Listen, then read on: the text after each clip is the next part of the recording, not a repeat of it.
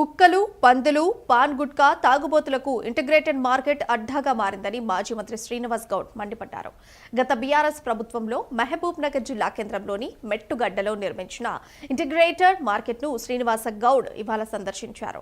అయితే ఇంటిగ్రేటెడ్ మార్కెట్ను కాంగ్రెస్ ప్రభుత్వం నిర్మాణం పూర్తి చేయకపోవడంతో మార్కెట్ కుక్కలు, పందులు, పాన్ గుట్కా తాగుబోతులకు అడ్డాగా మారిందని ఆరోపించారు. వారు 2023 డిసెంబర్ నాడు నేను పోయినాడు ఎంత ఉందో సేమ్ యాజిటీగా ఉంది.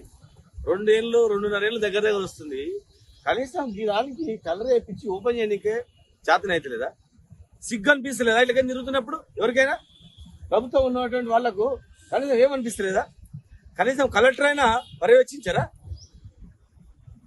ప్రజాధనంతో ప్రజల అవసరాల గురించి కట్టినటువంటి మార్కెట్ ను ఇట్లా పందులు, ఇట్లా దోమలు, ఈగలు, ఆ కుక్కలు పైన బాత్రూమ్లు పోయడానికి పెట్టినా ఫస్ట్ ఫ్లోర్ మొత్తం బాత్రూమ్ పోయిన వెంట మందు తాగడానికి తర్వాత బాత్రూమ్ పోవడానికి సిగరెట్ తాగడానికి కట్టించినటువంటి మార్కెట్ ఇది. చూడండి, ఇప్పుడు ఇమ్మీడియట్ గా ఎవరైనా చూడండి, మిగతా సెంటర్ ప్లేస్ లో ఉన్నటువంటి వాళ్లకు R&B పక్కన కట్టినాం ఇంకొక మార్కెట్.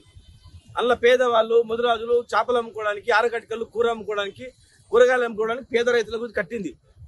ఆ మార్కెట్లోనేమో ఏది గ్రంథాలయం చేస్తారంటే ఎవరు మార్కెట్ డిజైన్ లో కట్టినటువంటి మార్కెట్ మీద గ్రంథాలయం చేస్తారు. ఎవరైనా గ్రంథాలయం కడతారా? నువ్వు గంజిలో కట్టినటువంటి మార్కెట్ ఏమో 3 ఫ్లోర్లు కట్టడానికి పెద్ద పునాది వేసినాం సెల్లార్ తో పాటు. సెల్లార్ వేసి స్లాబ్ వేస్తే స్లాబ్ మీద రేకులు కప్పేస్తారా? ఏం చేస్తా ఉన్నారు? గోడౌన్, పాత గోడౌన్ ఉండే అబ్దుల్ ఖాదర్ దర్గా పక్కల దాన్ని బ్రహ్మాండంగా రైతు బజార్ కట్టినాం.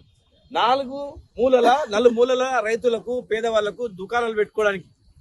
ఇక్కడ మంచి మార్కెట్ అయితే ఇక్కడ చాయ్ డబ్బాకు, పాన్ షాప్ అయినకు, పండ్లైనకు, కూరగాయలకు పనికి వస్తుంది. ఇందులో పండ్ల దుకాణాలు కూడా పెట్టడానికి ప్లాన్ చేసినాం.